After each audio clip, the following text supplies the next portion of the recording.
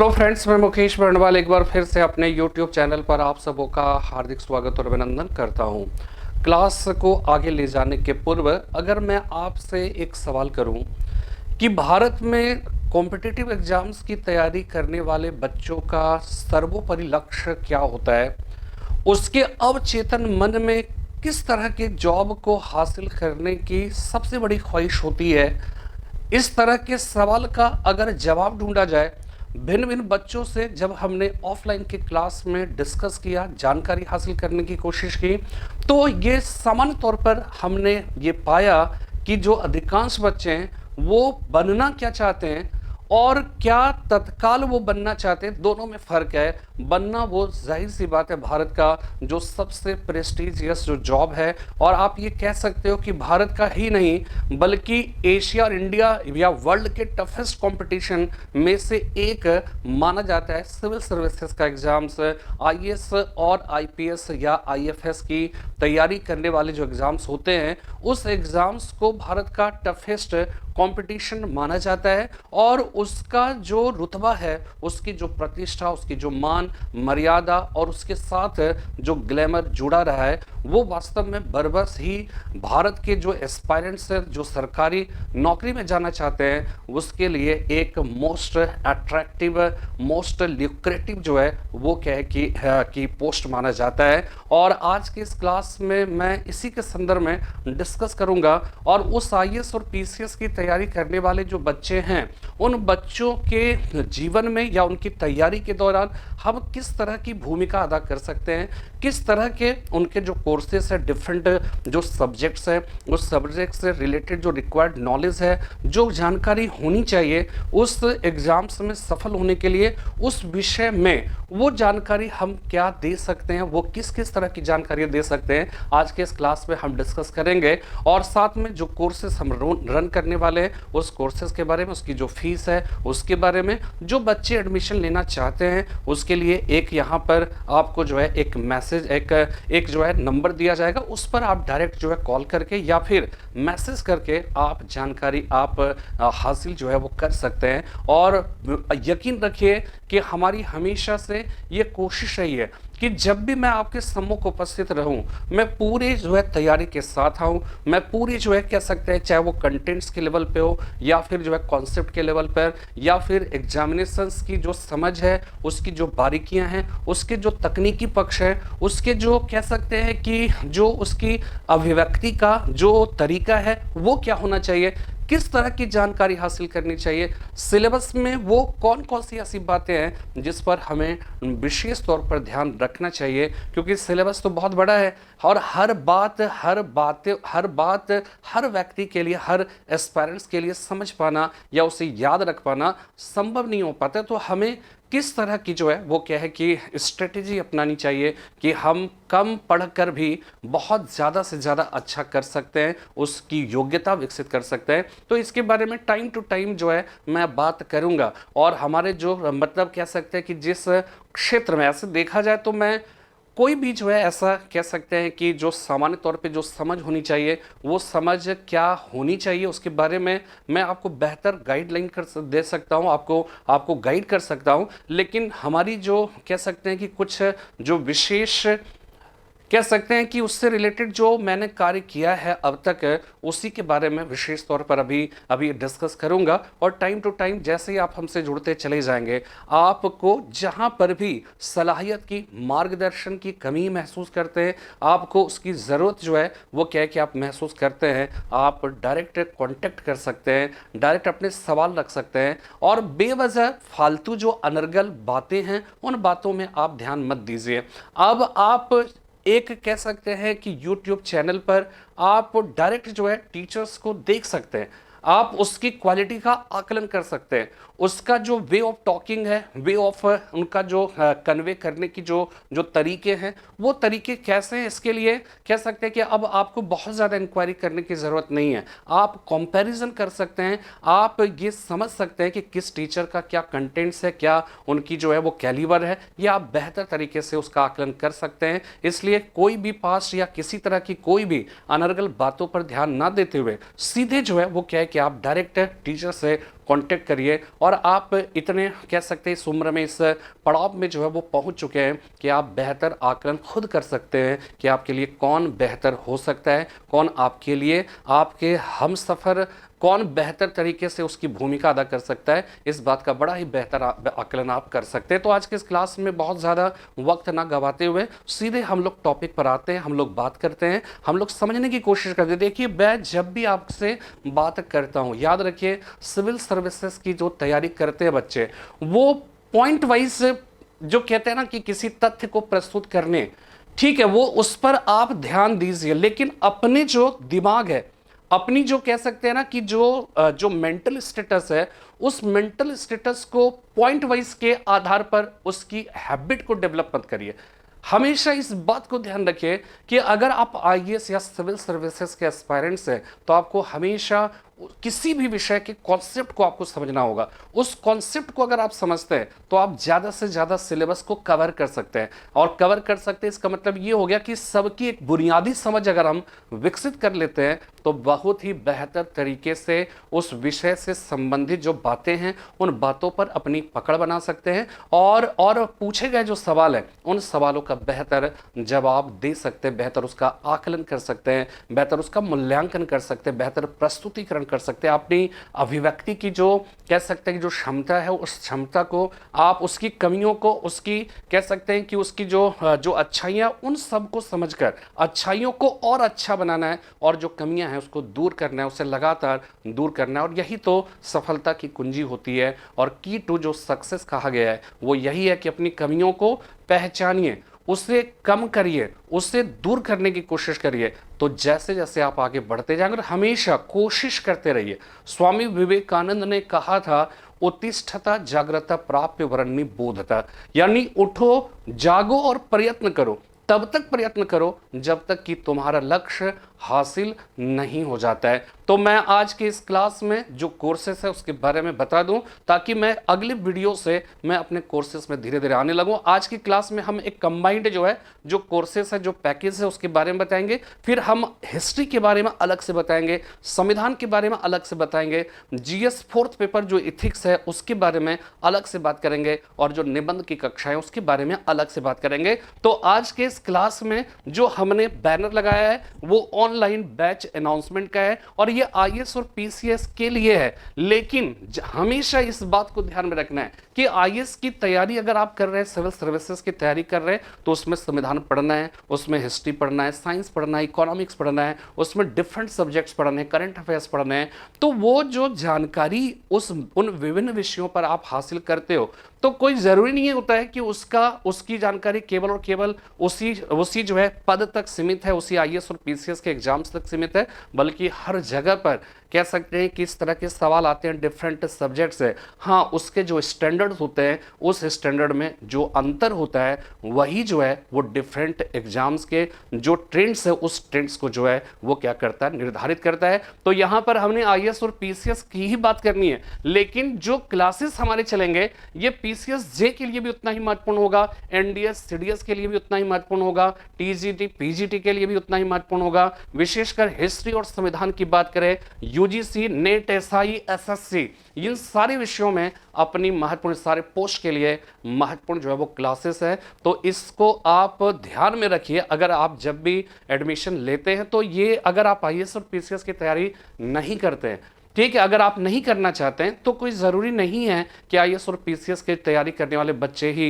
Admission ले सकते हैं। यहाँ पर हिस्ट्री और कॉन्स्टिट्यूशन ये दो ऐसे सब्जेक्ट है। कॉन्स्टिट्यूशन तो आपको पता है यूपीएसआई या एसआई, दारोगा, इस तरह के बहुत सारे पोस्ट निकलते रहते हैं और जिसमें भारत के संविधान से ही रिलेटेड अलग से सवाल जो है वो कई सवाल होते हैं। तो उसको करने के लिए जाहिर सी बात है संविधान की एक विशेष समझ और उस पर एक विशेष पकड़ की आवश्यकता होती है। तो वो सारी जो है बातें आप ध्यान में रखिए। तो आप डिफरेंट जो कोर्सेस है जो आपके लिए सूट बैठता है, जो आपके लिए जो है वो क्या है कि फिट बैठता है, आप उस कोर्स में अलग से भी एडमिशन ले सकते हैं। तो यहाँ पर नेक्स्ट जो है बात करते हैं, यहाँ पर सबसे पहली बात कि ये भारत का संविधान और राज व्यवस्था, भारत के संविधान और राज व्यवस्था व्यवस्था की अगर हम बात करें तो हमने अपने पुस्तक की जानकारी देने के क्रम में हमने आपको एक ब्रीफ इंट्रोडक्शन किया, और साथ में अगर आप हमारे YouTube चैनल को सब्सक्राइब किए हुए हैं तो आप उसमें देखिएगा कि हमने कई वीडियोस में इस बात को समझाने की कोशिश की कि भारत का जो संविधान है,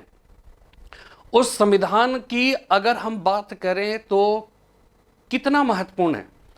एक व्यक्ति जो संविधान नहीं जानता है, एक व्यक्ति जो संविधान जानता है, दोनों के बीच में उसकी जो कह सकते हैं जीवन के प्रति जो दृष्टिकोण है, देश की व्यवस्था, शासन, प्रशासन, देश के जो नेता, देश की जो कह सकते हैं कि विभिन्न पद पर बैठे हुए जो लोग हैं, साथ में कह सकते हैं कि नागरिकों की जो कह सकते हैं उसके अधिकार हैं, वो सारे अधिकार क्या हैं, तो उन दोनों के में क्या फर्क होगा, जो जानता है जो नहीं जानता है। तो ये सारी जो है बातें, आप इस बात को समझना है कि संविधान वास्तव में क्या होता है, किसी देश की व्यवस्था का बैकबोन होता है, ठीक है, उसका स्पाइन होता है, मेरुदंड जिसको कहते हैं, उसकी रीढ़ होती है, और आधार होता है जिसके बिना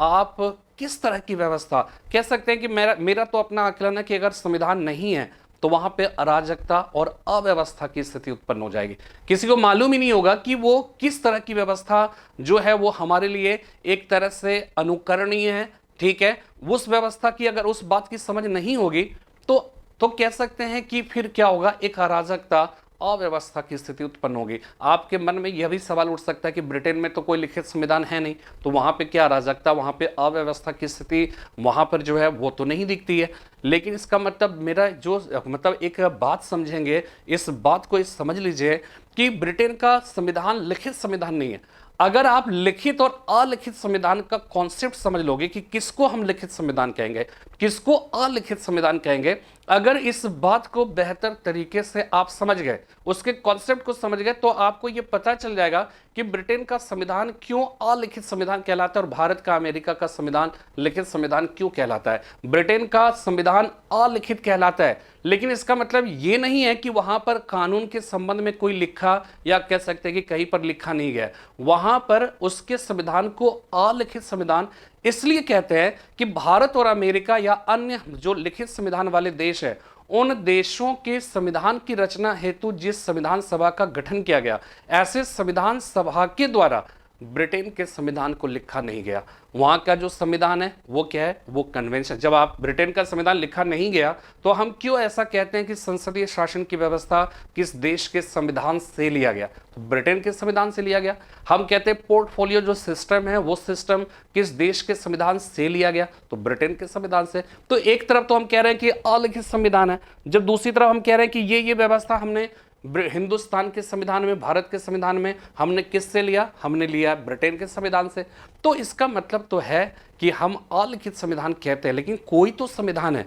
कोई ना कोई तो विधान होगी, कोई ना कोई तो जो उसके कोई ना कोई फॉर्म होंगे, चाहे वो लिखित हो या फिर, और वो जो सी चीज़ें हैं वो कन्वेंशन के रूप में, मिनट्स के रूप में, हाई कोर्ट्स, वहाँ के जो सुप्रीम कोर्ट है उसके टाइम टू टाइम जो विभिन्न मामलों में दिए गए उसके जो निर्णय हैं, साथ में संसद के द्वारा पारित जो विभिन्न कानून हैं, वो सारी चीज़ें लिखी हुई है और उसी के आधार पर व्यवस्था चलती है,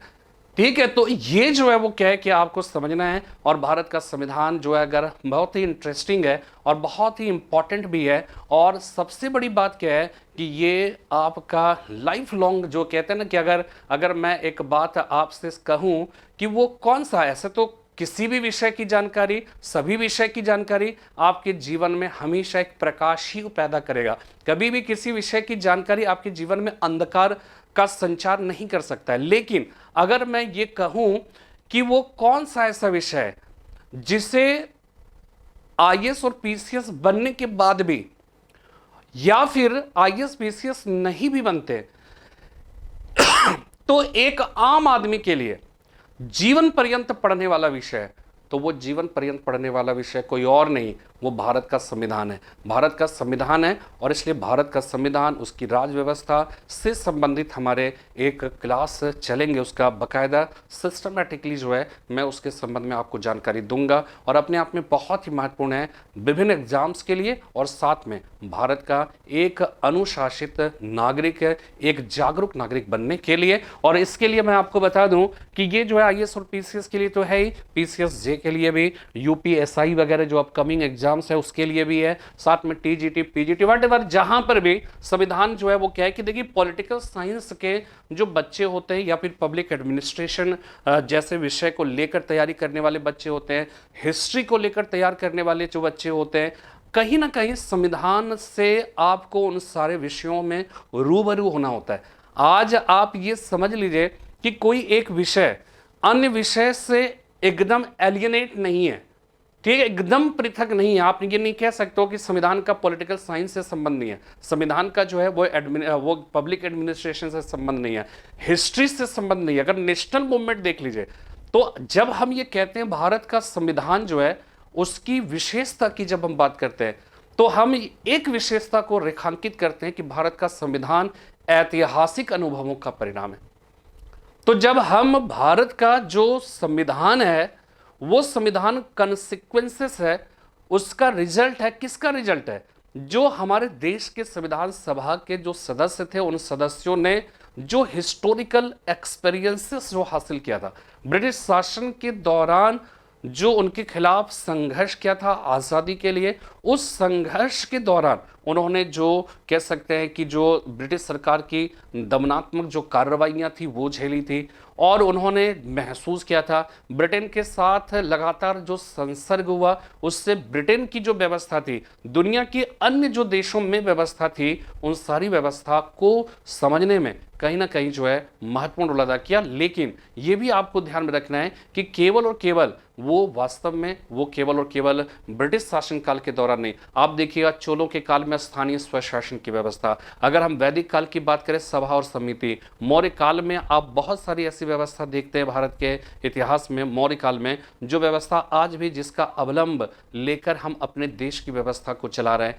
इस तरह से प्राचीन मध्यकाल आधुनिक काल में कुछ न कुछ ऐसी घटनाएं घटित हुई, कुछ न कुछ ऐसी व्यवस्थाएं बनी हैं जो जिसको किसी न किसी रूप में आज हम अपनाए हुए हैं। और इसलिए ऐसे जो मतलब ऐतिहासिक जो संसर्ग इतिहास के जो विभिन्न अध्यायों से जब हम पढ़ते हैं, जब उससे हम अपना एक तादाद में स्थापित करते हैं तो उससे हासिल होने वाला जो अनुभव है, उन अनुभवों के परिणाम स्वरूप ही हम क्या करते हैं कि हम कोई एक बेहतर भविष्य की व्यवस्था का निर्माण करने में सफल होते हैं। तो भारत का संविधान और राज व्यवस्था, इससे रिलेटेड जो भी जानकारी होगी वो आईएएस और पीसीएस के पॉइंट ऑफ व्यू से मैं पढ़ाऊंगा, ठीक है। तो एक कह सकते हैं कि टारगेट हम ऊपर का रखेंगे, अगर उस लेवल की तैयारी हम कर लेते हैं तो फिर नीचे उससे नीचे लेवल की जो है जो भी एग्जाम्स होंगे वो सब के सब जो है वो क्या हो जाएंगे, कवर हो जाएंगे। और मैं आपको बार बार ये बात कहूंगा कि ये तैयारी जब आप करते हो ना तो उस तैयारी का ऐसा स्तर,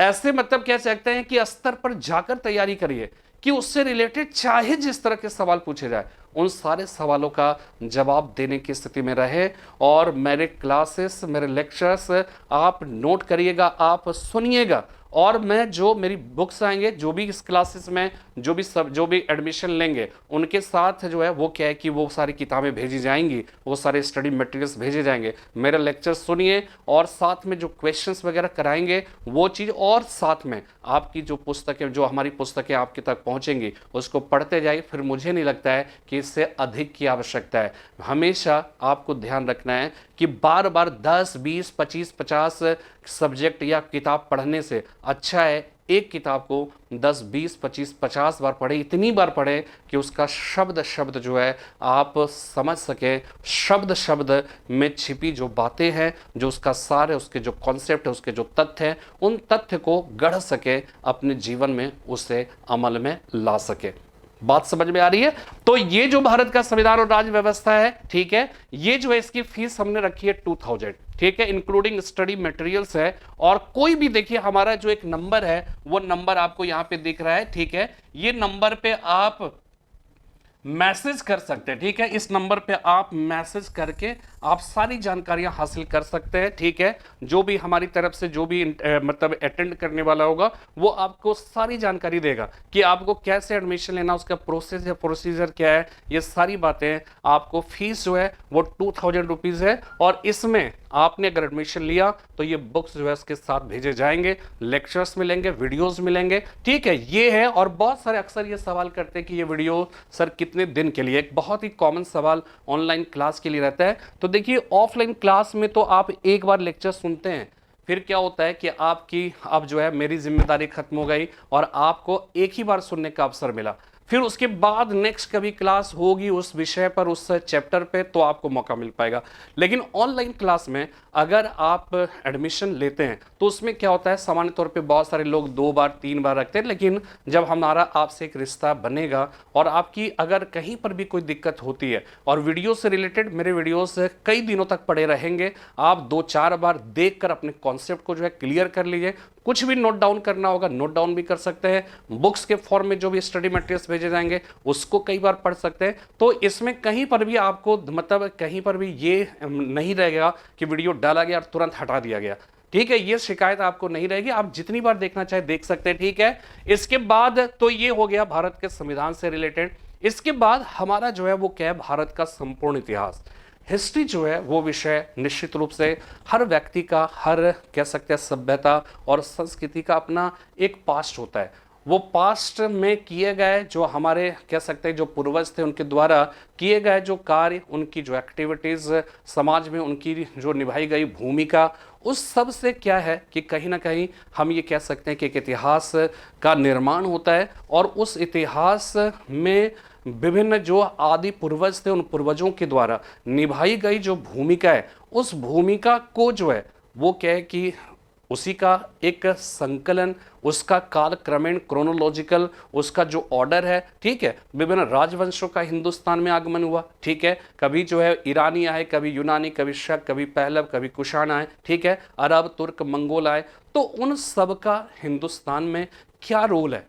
आप जब अक्सर हम सब ये कहते हैं ना, आप सुनते भी होंगे विविधता में एकता, तो सवाल ये है कि ये विविधताएं जो है ये पैदा कैसे हुई, कैसे भारत की जो संस्कृति है वो सतरंगी या इंद्रधनुषीय रंगों में सजा हुआ है, इंद्रधनुषीय रंगों में जो है वो क्या है कि एक तरह से सराबोर है। तो उस विविधता में विविधता का जो जन्म हुआ, डाइवर्सिफिकेशन जो दिखता है, वो किसकी वजह से, तो ईरानी आए, यूनानी, शक, पहलव, कुषाण, ये सब लोग हिंदुस्तान के अंदर आए, हिंदुस्तान में ही रच बस गए और यहाँ की सभ्यता और संस्कृति से निरक्षरवत अपने आप को इस कदर एकाकार कर लिया कि आज भारतीय सभ्यता और संस्कृति का कोई विशुद्ध फॉर्म आप नहीं बता सकते, एक मिश्रित संस्कृति है। इसी को हम सामासिक संस्कृति कहते हैं। इसी को अगर आप संविधान पढ़ते हैं, अगर आप फंडामेंटल ड्यूटीज जो है ना उसमें आप पढ़िए, आप देखिएगा जो 11 मूल कर्तव्य उस एक मूल कर्तव्य में इस बात से मतलब भारत की जनता से, भारत के नागरिकों से इस बात की अपील की गई है कि अपने गौरवशाली परंपराओं के महत्व को समझें और हमारी जो सामासिक जो संस्कृति है उस सामासिक संस्कृति पर मतलब कह सकते हैं कि उस पर डटे रहे, उसको बढ़ावा दे, उसको जो है वो क्या करे, उसको इनकरेज करने की कोशिश करें। ये हमारे देश में तो सामासिक संस्कृति और विविधताएं हैं और इन्हीं विविधताओं को हमने कहीं ना कहीं जगह दी, सबको अपनाया और इस वजह से हमारे देश की सभ्यता और संस्कृति आज तक कहीं ना कहीं जो है वो क्या है कि बरकरार है। एक बात हमेशा नोट किए रहिएगा, दुनिया में और भी अन्य देशों की जो सभ्यता और संस्कृति है, मेसोपोटामिया की सभ्यता और संस्कृति नष्ट हो गई, फारस की सभ्यता और संस्कृति नष्ट हो गई, ठीक है, इसी प्रकार यूनान की सभ्यता नष्ट हो गई, इसी प्रकार मिस्र की सभ्यता नष्ट हो गई, लेकिन भारत दुनिया का उन गिने चुने सभ्यता और संस्कृति वाले राष्ट्रों में शामिल है जिसकी सभ्यता और संस्कृति अनवरत 5000 सालों से जो है वो क्या है कि चला आ रहा है। उसमें अवरोध उत्पन्न हुए, लेकिन कह सकते हैं कि फिर उस अवरोध की उस झंझावात को झेलने के बाद फिर वो अपनी जो है वो क्या है कि पुरानी जो कंटिन्यूएशन है उस कंटिन्यूएशन को प्राप्त कर लिया। और इसलिए आज भी हमारे देश की सभ्यता और संस्कृति की जो पुरानी रवायतें हैं वो किसी न किसी रूप में हम भारतीय लोगों के साथ जो है वो जुड़ा हुआ है। तभी तो जो है मोहम्मद इकबाल ने कहा था, यूनानो मिस्र रोमा सब मिट गए जहां से, बाकी मगर है अब तक नामो निशा हमारा, कुछ बात है कि हस्ती मिटती नहीं हमारी, सदियों रहा है दुश्मन दौरे जहां हमारा। यानी कि विभिन्न जो है वर्ग के लोग आते रहे, भारत में ही रच बस गए, फिर आते रहे, जो भी नुकसान नफा लाभ जो भी हुआ सब कुछ हुआ, लेकिन क्या है कि वो रच बस गए, मिलते गए, सब कुछ हुआ, सारे झंझावात को भारत ने झेला, सब कुछ जो है दुनिया से विभिन्न देशों से भागे जो लोग थे, जो प्रताड़ित लोग थे, उन सारे लोगों को जगह दिया। ठीक है। तो ये सारी जो व्यवस्था हिंदुस्तान के अंदर थी, इसीलिए किसी ने कहा कि भारत जो है संस्कृतियों का महासागर है, ठीक है। तो ये सारी जो बातें हैं वो भारत के इतिहास में हम लोग डिटेल से विस्तार से चर्चा करेंगे, लेकिन ये ध्यान आपको रखना है कि हम कॉन्सेप्ट की तो बात करेंगे, लेकिन ये क्लास प्रीलिम्स की है, लेकिन कॉन्सेप्ट के साथ मैं बात करूंगा। अगर निगाहें हो तो पत्थर भी बोला करती है, यानी कि अगर आपके अंदर वो मतलब समझने की जो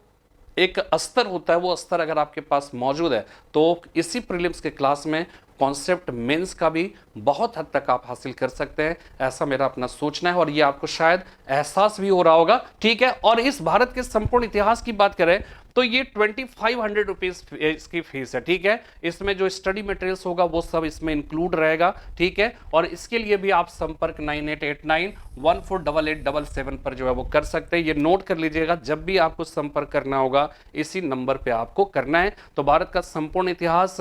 2500 रुपए इसकी फीस है, ठीक है। लेकिन जो बच्चे संविधान और इतिहास दोनों लेना चाहते हैं, ठीक है, 4000 रुपीज जो है विद स्टडी मटेरियल्स उसने जो है वो क्या है कि इसमें मिल जाएगा, ठीक है। नेक्स्ट जो है जो हमारा बहुत ही रुचिकर विषय है और वो है जीएस फोर्थ पेपर, जो आईएएस और पीसीएस में कॉमन हो गया है, ठीक है। दोनों जीएस फोर्थ पेपर में जो एथिक्स, आप इंटीग्रिटी, एप्टीट्यूड, ये जो बातें आप सुनते रहते हैं, ये हमारा बहुत ही रुचिकर विषय है। और एक बात हमेशा ध्यान में रखिएगा कि जो जिसके पास कन्विंसिंग पावर है, जो फैक्ट्स के बजाय कॉन्सेप्ट पर बल देता है, जो डे टू डे लाइफ में केस स्टडी करता है, उसको जो है डे टू डे लाइफ में केस स्टडी का मतलब ये है कि आप जो है वो दुनिया में कहीं ना कहीं हम मनुष्य जो है वो क्या है, सामाजिक प्राणी है। तो जब हम सामाजिक जीवन जी रहे होते हैं तो भिन्न भिन्न लोगों से, भिन्न भिन्न व्यवस्थाओं से हमारा क्या होता है, हमारा संसर्ग होता है। तो उस दौरान डिफरेंट टाइप्स के जो है आपको क्या है कि केसेस मिलेंगे। केसेस मिलने का मतलब है कि डिफरेंट टाइप्स को कहते हैं ना कि एक केस है। इसका मतलब ये हो गया कि एक साधारण सी जो व्यवस्था है उससे परे कुछ ऐसी अव्यवस्था या कुछ ऐसे मतलब असामान्य व्यवस्था उभर कर सामने में आती है, असामान्य घटना उभर कर सामने में आती है, जो समाज को संदेश देता है, हमें अलर्ट करता है, हमें सिखाता है, हमें क्या करता है, प्रेरित करता है, हमें क्या करता है, सावधान रहने के लिए, हमें क्या करता है, विपरीत परिस्थितियों में अडिग अपने कह सकते हैं कि पथ पर रहने की प्रेरणा प्रदान करता है। ये तमाम तरह की जो बातें हैं वो सारे केस स्टडी के अंतर्गत जो है आता है। तो यहाँ पे एथिक्स का मतलब यहाँ पर समझिए कि जब आप आईएएस और पीसीएस बनोगे, जब आपको कह सकते हैं कि हमने आपको शुरू में बताया कि आईएएस और पीसीएस का जो जॉब होता है वो ठीक है बहुत ही मतलब ग्लैमर वाला होता है, बहुत ही सम्मानित होता है, लेकिन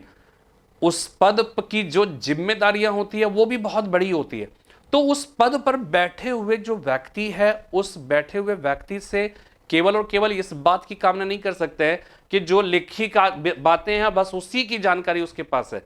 बहुत सारी ऐसी परिस्थितियां उत्पन्न हो सकती है जहां पर क्या है कि आपको तुरंत डिसीजन लेना है, और जो कहते हैं ना कि किसी किताब में उसका जो है वो क्या है कि कोई सेट जो है पैटर्न नहीं है उस समस्या के समाधान का, तो वहां पर अपनी विवेक और बुद्धि के हिसाब से काम करना पड़ेगा। तो यहां पर क्या होता है कि आपको जो है एक तरह से वहां पर आपकी क्रिएटिविटी, आपका प्रेजेंस ऑफ माइंड जो है वो चेक होता है। दूसरी इंपॉर्टेंट बात कि इतना महत्वपूर्ण पद होता है, वहां पर इतनी सारी महत्वपूर्ण जिम्मेदारी, इतने सारे लोगों से आपका एक्सपोजर होता है,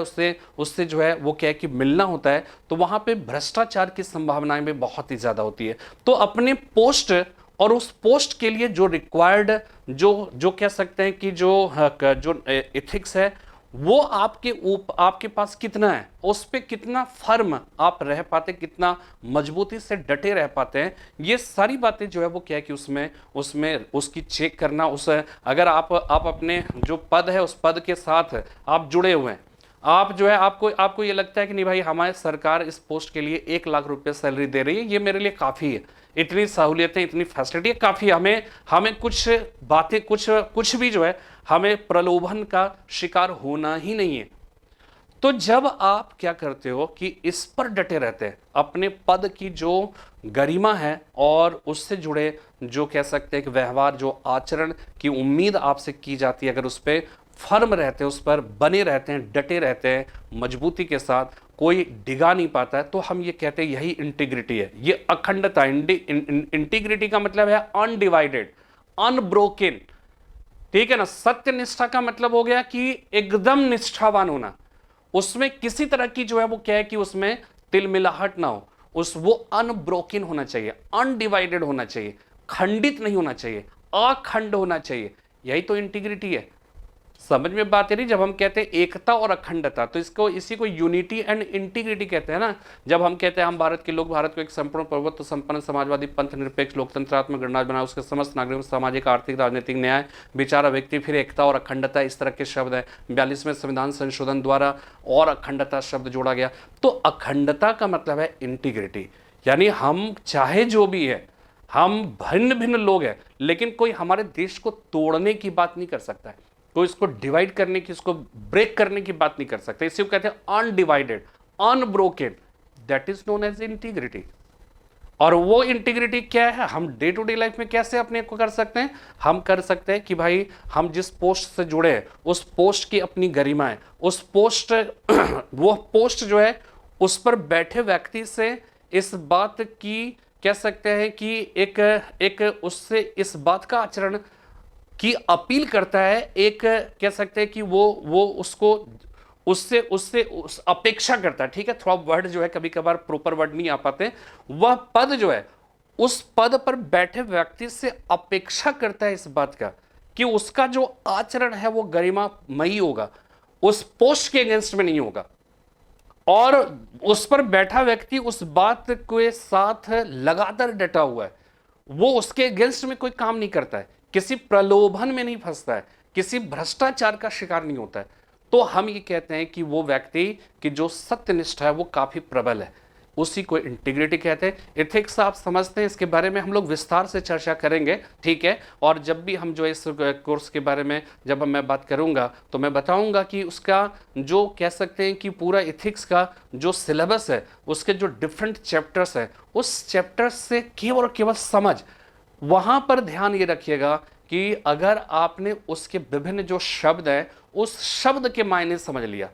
तो वो सारे जो है शब्द का एप्टीट्यूड का मतलब क्या होता है, एटीट्यूड का मतलब क्या होता है, ठीक है। इसी प्रकार इंटीग्रिटी का मतलब क्या होता है, एथिक्स का क्या मतलब होता है, एथिक्स मॉरलिटी से किस रूप में भिन्न है, क्या एक व्यक्ति संपूर्ण रूप से पंथ निरपेक्ष या धर्म निरपेक्ष हो सकता है। इस तरह के विभिन्न सवाल है, उन सारे सवालों का, और इसमें जो डिस्कशन, जो जिसका way of talking, way of expression, way of उसका जो है कह सकते हैं कि जो कन्विंसिंग पावर है वो अगर अच्छा है तो वही आपको बेहतर तरीके से पढ़ा सकता है। उम्मीद करता हूं कि मेरी बात आप समझ रहे होंगे, और ये जो विषय है इंटरेस्टिंग है, और पूरा पूरा का पूरा जो है 250 नंबर का है, ठीक है। इसमें मैं आपको, आप इतना समझ जाइए कि आईएएस और पीसीएस की तैयारी करने वाले जो बच्चे हैं उनके लिए मैं कम से कम 750-800 नंबर तक की जो कह सकते हैं कि उसमें एक बहुत ही महत्वपूर्ण भूमिका निभा सकते हैं, मैं अकेले जो है उससे रिलेटेड जानकारियां दे सकता हूं। बट इसमें क्या है कि इसमें आपको जमकर मेहनत करना है, आपको केवल और केवल जो डायरेक्शन है उसको फॉलो करना है, और खूब जो है वो क्या करना है कि एकदम मतलब हमेशा कहते हैं ना कि जब तक आप जिस भी विषय की तैयारी करते हैं उस विषय के साथ जब आप एकाकार नहीं हो जाते, मैं नहीं, वो नहीं, वो मैं वो हो जाता, जब इस तरह की चीजें जो सेपरेशन है वो खत्म हो जाएगा, आपके जो टारगेट हैं और आप हैं उस दोनों के बीच में एक प्रकार से तादाद में संबंध स्थापित हो जाए, तो ही जाकर आप सफलता हासिल कर सकते हो।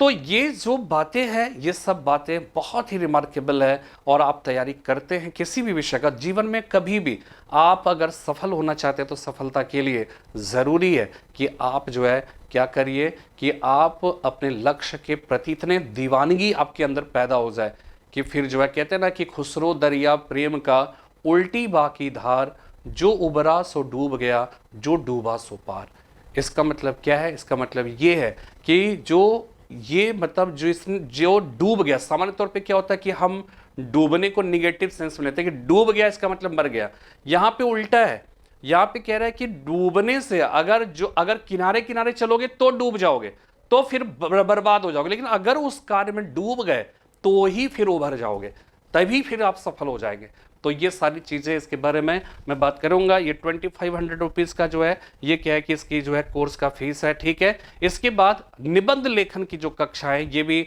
आपको पता है कि ये एक अपना एक सेपरेट जो है वो आइडेंटिटी रखता है, इंडिविजुअल स्टेटस रखता है, और किसी भी एग्जाम्स के लिए एसएससी में भी रहता है, ठीक है, और आईएएस और पीसीएस में रहते ही रहते हैं। तो निबंध वास्तव में ये ध्यान रखना है कि निबंध जो है वो एक कसी हुई रचना होती है, और इसमें जो है आप समझ जाइए कि जिसका जीएस पर पकड़ है, करंट अफेयर्स पे पकड़ है, सामान्य बुद्धि का मानव है, ठीक है, उसका कॉन्सेप्ट सही है, वो नकारात्मक प्रवृत्ति का नहीं है, तो ऐसी स्थिति में निबंध को बेहतर तरीके से लिख सकता है। देखिए, नॉलेज होना, साथ में एक सकारात्मक दृष्टिकोण का होना, और बेहतर अभिव्यक्तिकरण की क्षमता, और बेहतर शब्द विन्यास करने, वाक्य विन्यास की जो क्षमता है, अगर ये सब है तो आप निबंध बहुत अच्छा लिख सकते हो। और इसमें मैं कम से कम 100 निबंध की कक्षा लूंगा, उससे साथ में जो आईएएस और पीसीएस में जो कह सकते हैं कि जो निबंध आए हुए हैं, इवन कि मैं एसएससी में भी पूछे गए जो निबंध है उसके बारे में भी हम लोग डिस्कस करेंगे। क्योंकि देखिए, निबंध किसी भी लेवल का निबंध हो, हमें अगर शुरू से, या कह सकते हैं सामान्य स्तर का, हाई स्तर का, हर स्तर का अगर हम समझ लें, उस पर दृष्टि डालें, तो एक बेहतर समझ विकसित हो सकती है निबंध लेखन के संबंध में। और इसमें हम 2000 रुपीज़ हमने इसकी फीस रखी है, और इसमें हम करीब करीब 100 निबंध की कक्षा लेंगे, 100 निबंध की। और साथ में क्या होगा कि इसमें जो विभिन्न एग्जाम्स में पूछे गए आईएएस और पीसीएस में, पहले जो है आपको पता होना चाहिए कि आईएएस में पहले एक ही निबंध आता था, अब पैटर्न जो है वो चेंज हुआ। तो वो बदला हुआ पैटर्न क्या है, इसके बारे में हम सब बात करेंगे। पीसीएस और आईएएस में किस तरह की समानता है, वो सब है। तो ये आज के इस क्लास में हमारी जो है वो क्या है कि यही इस बात की जानकारी देनी थी कि किस तरह के कोर्सेज जो है वो मैं लॉन्च करने वाला हूँ, और जिसको जो भी समझ में आता है, ठीक है, उस तरह से आप ले सकते हैं। आप जो है व्हाट्सएप पे जो है वो मतलब जो है कह सकते हैं कॉन्टेक्ट कर सकते हैं, ठीक है। और जो भी जानकारी आपको लगता है कि इस लेक्चर्स के बावजूद भी नहीं मिला, तो आप उस जानकारी को प्राप्त कर सकते हैं। और साथ में अभी नेक्स्ट क्लास में, ये पब्लिक डोमेन की क्लास है और भी बहुत सारे क्लासेस जाएंगे। अब मैं बारी बारी से चर्चा करूंगा, जैसे एथिक्स के बारे में, आपको निबंध के बारे में। अब एक एक वीडियो, ये तो एक कंबाइंड था, अब एक एक वीडियो और सब्जेक्ट पे, और तब तक आपकी 2 4 10 वीडियो के बाद आपको एक बात की समझ आ जाएगी कि हम आपके जीवन में आपका आईएएस और पीसीएस बनने का जो सपना है, उस सपने को पूरा करने में किस तरह से महत्वपूर्ण भूमिका निभा सकते हैं। इस बात की आपको इस सारे क्लासेस से जानकारी मिल जाएगी। फिलहाल आज इतना ही, कल मिलते हैं फिर एक नए विषय के साथ। तब तक के लिए जय हिंद, जय भारत।